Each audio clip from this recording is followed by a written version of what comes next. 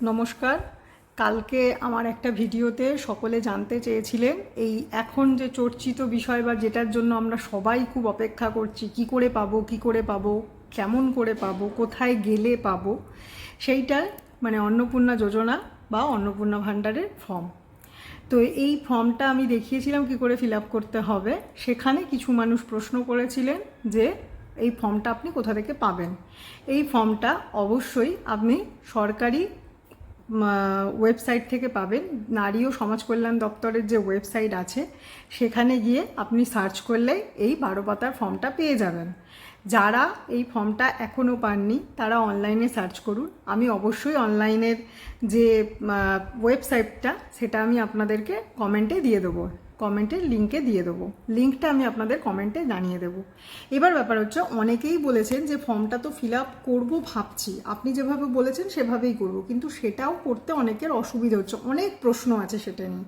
তো সেই প্রশ্নগুলোর সমাধান করার জন্যে আমি আজকাল আরেকবার একটু ছোট্ট করে জানিয়ে দিচ্ছি যে কি করে আপনারা ফর্মটা ফিল আপ করবেন।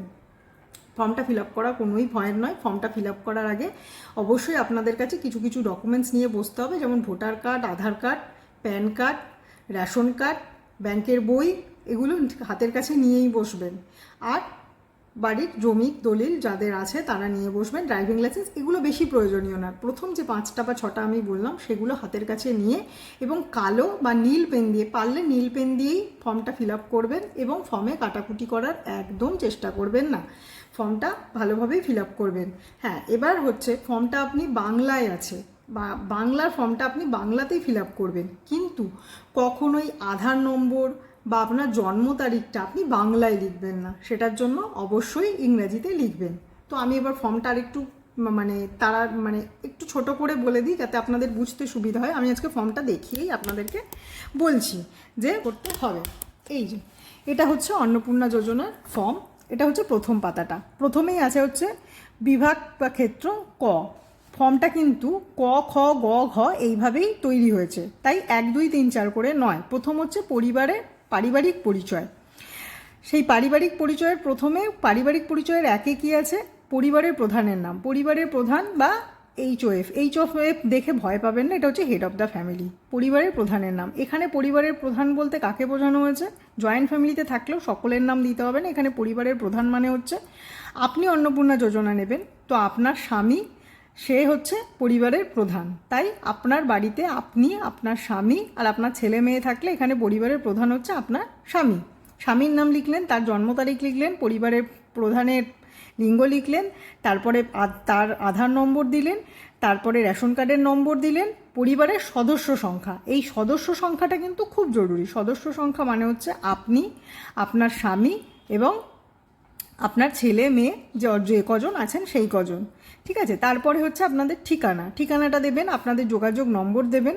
এরপরে নিচে 9 নম্বরে আছে 8 পর্যন্ত একদম পরিবারের যিনি হেড অফ দ্য ফ্যামিলি বা পরিবারের প্রধান যিনি, তারটা পুরোটা ফিল আপ হবে 8 পর্যন্ত।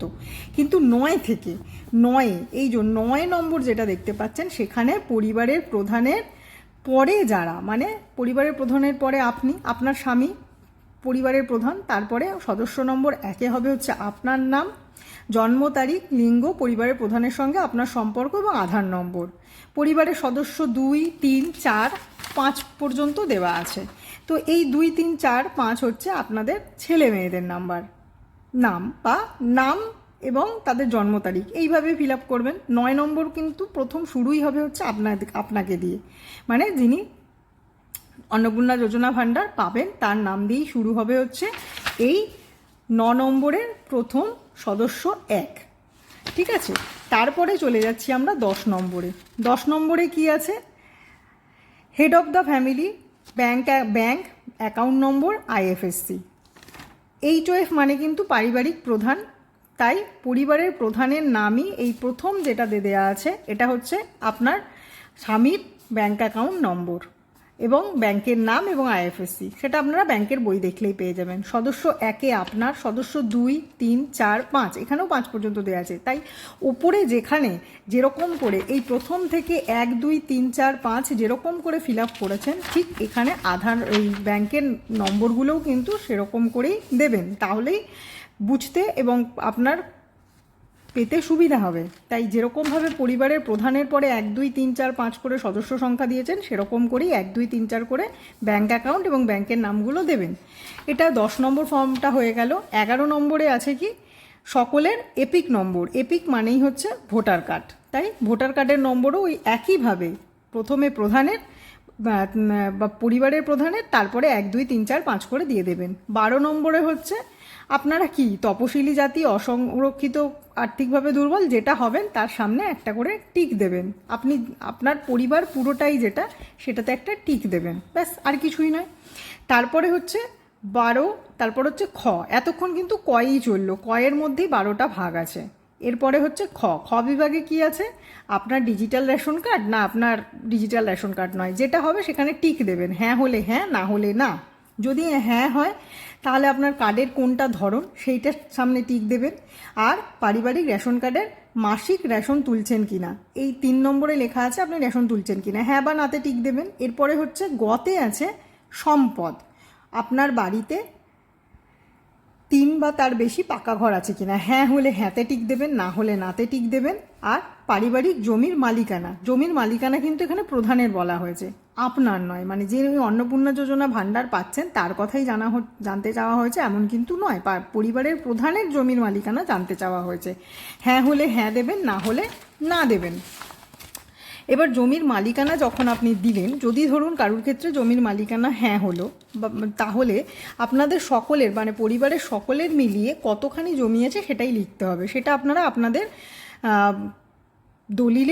দলিলে বা পর্চায় পেয়ে যাবেন। তারপরে হচ্ছে আপনি যানবাহন ব্যবহার করেন কি করেন না। যদি হ্যাঁ হয় হ্যাঁ, যদি না হয় না। না হলে তো আর কিছুই দিতে হবে না। যদি হ্যাঁ হয় তাহলে এখানে গাড়ির সংখ্যা উল্লেখ করে গাড়ির রেজিস্ট্রেশন নম্বরটা দেবেন।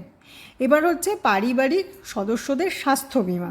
স্বাস্থ্য বিমা কিন্তু সরকারিও হয়, বেসরকারিও হয়। হেড অফ দ্য ফ্যামিলির সদস্য 1 2 3 4 5, এইটা কিন্তু বারবার মনে রাখবেন।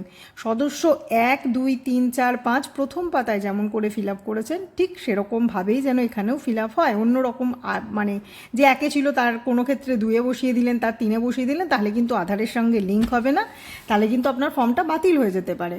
তাই এটাও ক্ষেত্রে নজর রাখবেন। এবার স্বাস্থ্য বিমা থাকলে হ্যাঁ, না থাকলে নয়। থাকলে কি ধরনের, এত কিছু দিতে হবে, না থাকলে তো কিছু দিতে হবে না। তাই এটা নিয়েও মাথা ঘামানোর দরকার নেই। আমাদের মধ্যবিত্ত ফ্যামিলিতে সাধারণত বেসরকারি বিমা থাকে না, সকলের থাকলে হয়তো সরকারি বিমাই আছে। এবার সেটাই, ব্যাস, আর কিছু নয়। তারপরে হচ্ছে আয় বা পেশা। এখানে কত টাকা আপনি মানে আপনাদের বাড়িতে কেউ ট্যাক্স দেয় কি না, যাদের দেয় তারা হ্যাঁ লিখবেন, যারা দেয় না তারা দেয় না। তো হ্যাঁ লিখলে আপনাকে প্যানের নম্বরটা দিতে হবে।